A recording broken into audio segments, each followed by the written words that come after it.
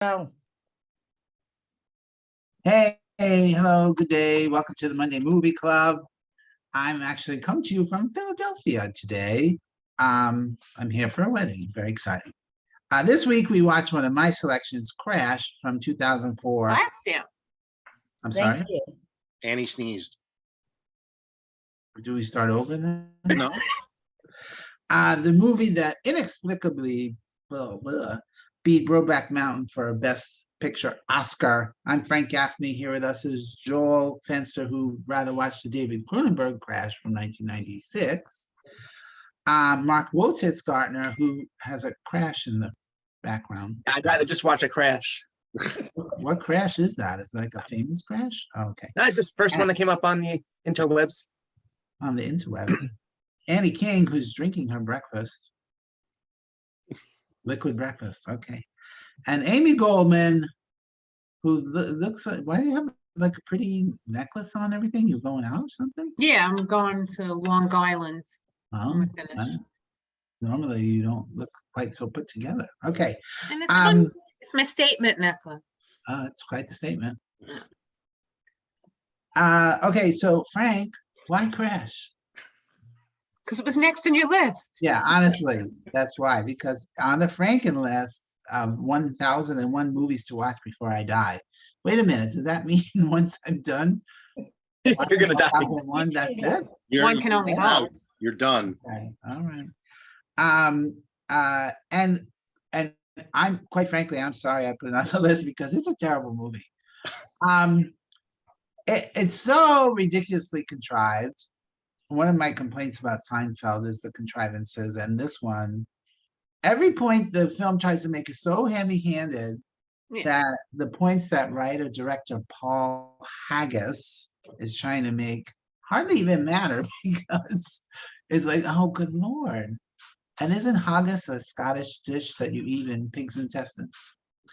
Keep All right. Hi, Tiffany. The fact that it won the Best Picture award really is an embarrassment. Even Paul Haggis admitted years later that there were better, more deserving films that year than his film. It also, the other nominees that year were Capote, Good Night and Good Luck, Munich, and of course, Brokeback Mountain. But you know, even Batman Begin was better. That was that year. Okay, so in the Crash universe, because it's a separate universe unto itself, you can't even grab a coffee in the morning without ending up in a slur-ridden showdown with a complete stranger. Every single conversation ends in a screaming match about racial issues. And then kind of a little bit like Quentin Tarantino and his use of the N-word. So he puts everything in the 1800s when the N-word was acceptable. Here, same kind of thing where they use these broad, bigoted stereotypes just to prove their points. And they like it almost embraces them. You have the Asians who can't drive, anyone from the Middle East is a terrorist, and all Black people are criminals. And we're supposed to learn from that? And there are Black people who are smart enough to notice the stereotypes, but crass enough to revel in them and take advantage of them. And for some reason, it only takes Sandra Bullock's character a sprained ankle for her to realize that she's an angry white racist woman and change her ways. And are we supposed to feel sorry for Matt Dillon's character because he has to take care of his poor old incapacitated father? And then he has to rescue the woman that he molested early in the film. That's his redemption. And what message does the Academy send nominating him for Best Supporting Actor? Because it's brave to play a racist when you're not one, just like it's brave to play a gay person when you're not one. Although he was very good, and I like Matt Dillon very much. I think the performances are all pretty good, even dealing with the terrible material. I thought So there the- were a few pretty scarily bad ones, actually. You want to say who specifically? I feel like the woman he saved had some moments of Andy pretty Newton. bad. And Yeah. Newton. Oh, Tandy Newton. Yeah, because she had to deal with the stupid dialogue that she was. Yeah, I think a lot of it was the dialogue. Um, In the Persian guy too, I had some line readings, and then I don't know. Well, and then, so then the other thing is that all the white people in the movie who have zero potential for growth actually are the ones that change. And hello, that's racist as well. But hold on, because I don't think anybody changed. I think the point was to show that everyone is racist, but they can still be nice, or that's my takeaway. Then we see the black people at the end. Ludacris is yelling at these Asians to get out of his van and giving them $5 to go get a meal. Well, but And then the very last one, I don't remember her name. Loretta Devine. And she's yelling at the person who crashed into her, who obviously then we're passing down the racism. And, Yeah, but- and quite frankly, Spike Lee did it all much better and Do the Right Thing in 1989. Well, of course he did, but Ludacris, isn't just yes, he's yelling at the Chinamen to get out of his van, but he's also saving people from a human trafficker. He's doing what your governor is fucking up right now. Yeah, I mean, the guy offered him $500 a head, and Yeah. obviously he didn't take it. He'd rather release them into the wilds of Chinatown. And that's why at the end there, his little smile, he felt good about himself. Yeah, I thought It was- I mean- fine. Yeah. Before he boosts a navigator from somebody else driving down. Yeah. No, I Exactly. think he's done. He got on the bus and Oh, yeah. everything. He's done. Yeah, he's done. All right, it has all the subtlety of an after-school special. It really is ridiculous. So I'm giving it 2 stars out of 4 stars. I'm sorry, I apologize to all of you for making you watch this movie. And what did you think? I didn't hate it. I actually really liked it when I saw it in the theater, and I hadn't seen it since, so I didn't remember it at all. And I didn't hate it nearly as much as you, or possibly all of you.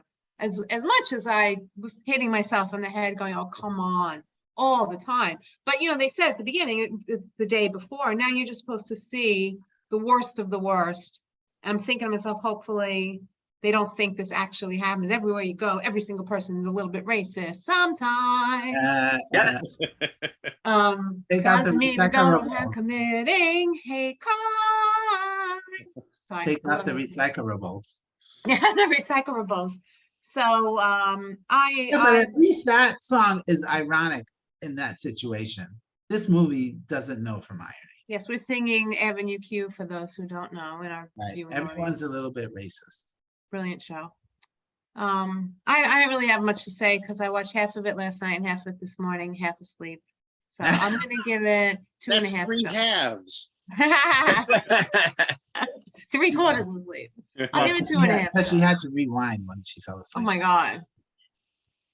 Yeah. Hi, How many? Mark G. 2.5. Your crash is behind you. I hate Yeah. this movie. Joel even said it felt like homework before he even watched it. Did you feel the It's same way? and I feel like I'm going to repeat a lot of what's already been said, so I'll go through it quickly. But I remember similarly, I remember this being much better when I saw it in 2005. Just like you said, Frank, it hits you over the head with racism. To me, it was similar to Do the Right Thing in that sense. Although I do think, even though I didn't care for Do the Right Thing, I think that was handled much better. What else? Every single character. That's my problem with like what you were saying before, Frank. Every single character is either racist or criminal, but then they show their good side. To me, it wasn't a growth. It was just saying that every single person. If they had made one character, Matt Dillon's character like that would have been fine to show that, hey, all right, maybe there's a reason that he's like this because they show him with his father or whatever it is. They give you that background, but they did that to every character. We're not all the same person, and so to me, it was very lazy writing or whatever you want to call it. It wasn't interesting. And then Ryan Phillippe, he's one of the only good people in it. He gets dissed by a black cop, and 5 minutes later, he does a complete 180. He's a raging racist. I mean, it was so unrealistic. That Right. scene was crazy. Like this guy, maybe he truly liked country music. Black people Right. like country music, and he's like, Yeah. 5 minutes before that, Ryan Phillippe would have been Yeah. would have believed it. Would have been totally Right. cool. So, I just- like, it was like, almost like the point there was that anything could make you a racist. Could just incite you. You're like, And the "Oh, people now that you I'm gonna be racist." and the people that you think are good can be bad, and just like Loretta Devine at the end too, like, and people that you think are bad, it can be good. It was just, I Yeah, don't know. I think Amy's right. The theme song should have been everybody's a little bit racist. Yes. Some people Yes. are a lot of bit racist. Yeah, and that's the thing. I'd rather watch American History X or watch Avenue Q to Well, see we my will be racism. watching American History X next year. Oh, okay, good. The good part. Good part. There was And- one good part in the movie. And credit, right? I did think the movie got better as it went along. The first 15 minutes were really, I was ready to turn it off. I felt there were some real and some touching scenes. I did like the music. And for the first 10 years after this movie came out, I kept referring to Michael Pena as that guy from Crash. Now, of course, he's that guy from Ant-Man as Luis. But I remember liking his character, and I still did. I liked Michael Pena and his character in it. I thought he was the only one that was somewhat realistic and who didn't have that big twist of being an evil racist at the end. When at least his character made sense all the way through. Although at the end of the movie, how he didn't call the cops and how that guy just walks away from basically shooting a little girl, I thought was Yeah. yet again so unrealistic. When she I mean, if closed I the didn't- door, I was like, And I get it, because your priority has to not be to beat the crap out of him, it has to be to save your daughter. I get running inside, but that's it. You just let the guy walk away. I mean, I don't know. Yeah. I'm going 2.5 stars. Annie, what'd you say? I you never watch saw it? this movie when it came out. I did Right. catch parts of it when it was on TV and Danny was watching it. So probably towards the end part, and I said, "Oh, what happened?" And he explained it. I was like, "Oh, okay." And so, No, it no need to watch it. Thank you. yeah, it just wasn't, I was like, okay, I got the story, but yeah, there was nobody that you liked in the movie. That's the hard part, right? That nobody good in the movie except for, Like Pena. yeah, right. And then like, was it like cheating that the daughter didn't die? Like, I felt like, that would have made it a little bit more, but More real, yeah. yeah, so 2.5 stars, like everybody said, it was just so over the top with everything. But Annie would have given it 3 stars if they had killed the little girl.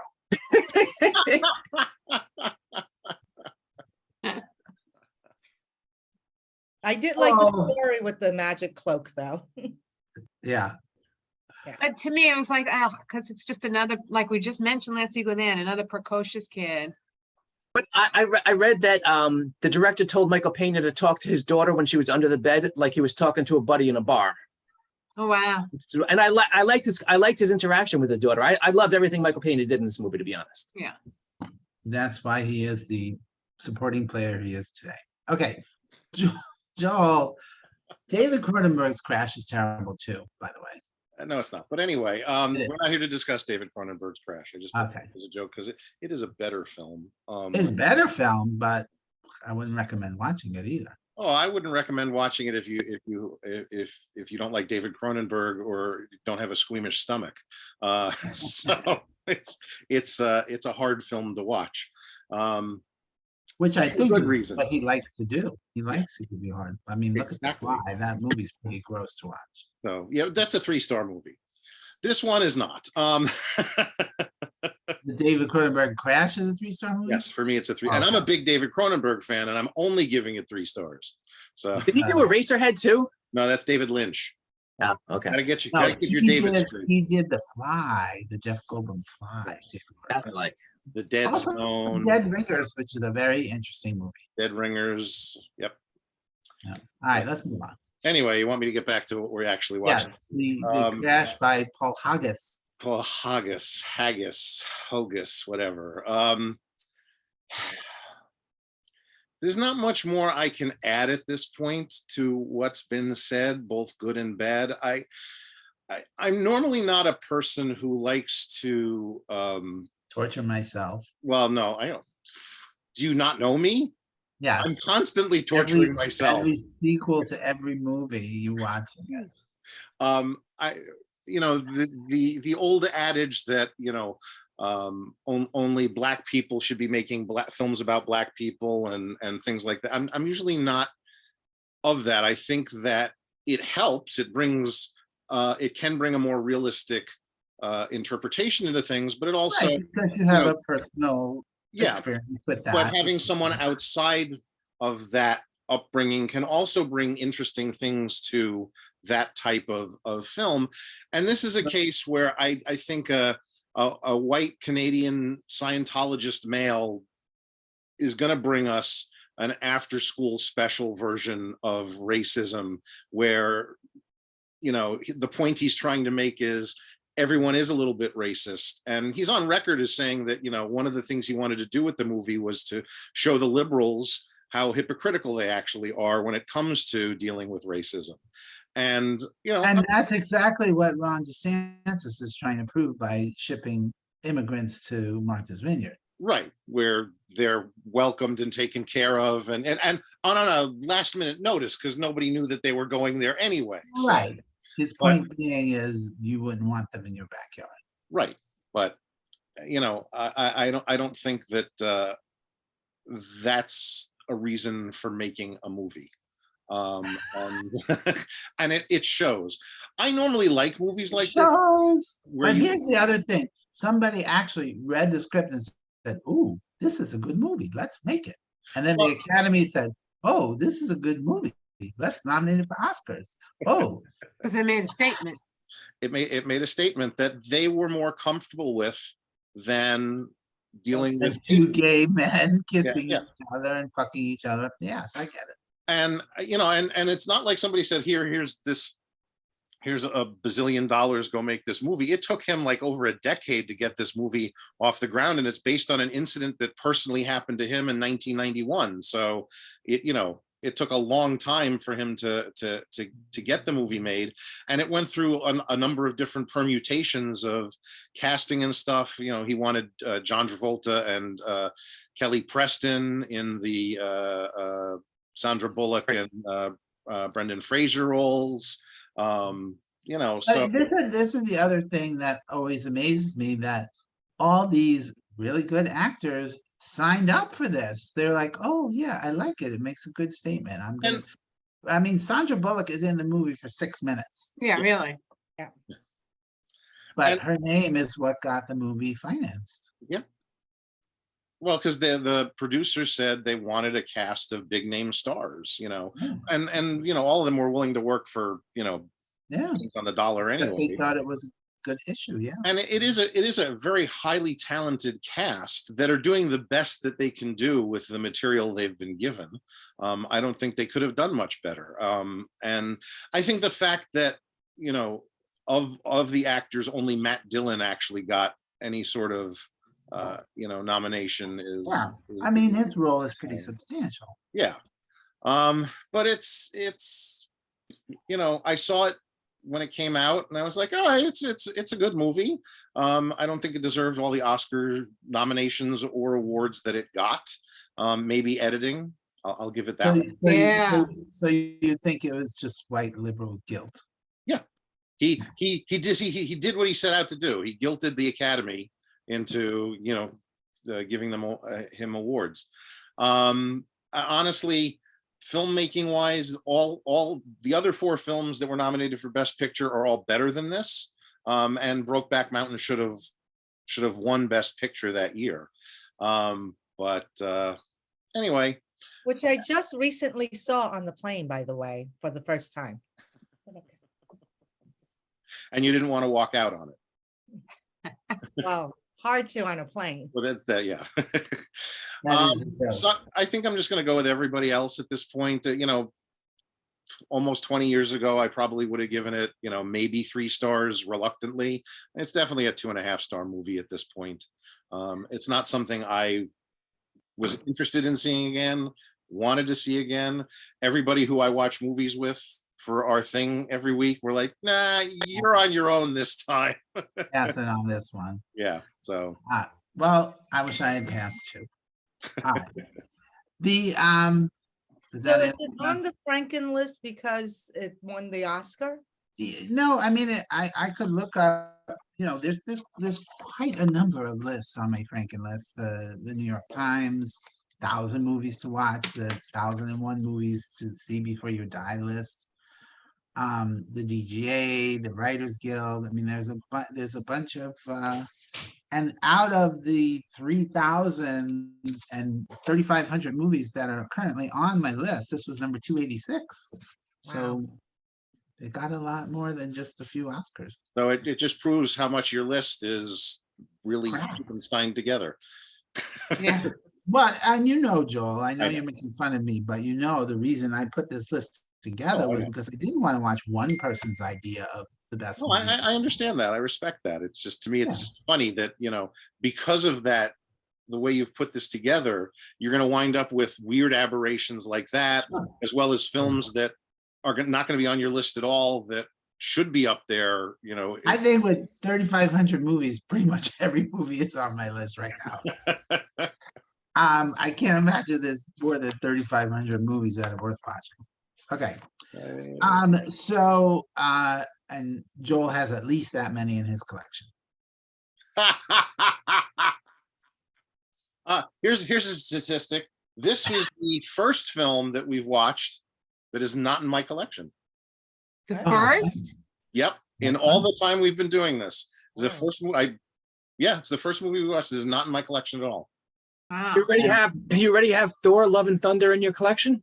No, I do Wow. not, It That will- All doesn't right then. count. because it's it not will out be, yet. though, but it will be. But that's not what you Um, said. That's pretty funny because it shouldn't be in anybody's collection. All right. So I'm not even going to tell you where you can watch Crash because nobody should watch it. Okay, It's on HBO Max. Go watch it. No. next week is a much better movie, Mark's selection of The Princess Bride, which is celebrating its 35th anniversary. Can you believe it? Inconceivable. Which is in the Criterion Collection, by the way. It's a what, where, what? It is part of the Criterion Collection Well, there you and go. has been since Laserdisc days. Wow. I'm Frank Gaffney. Go watch a movie. Just not. And this then week. I'll go with you.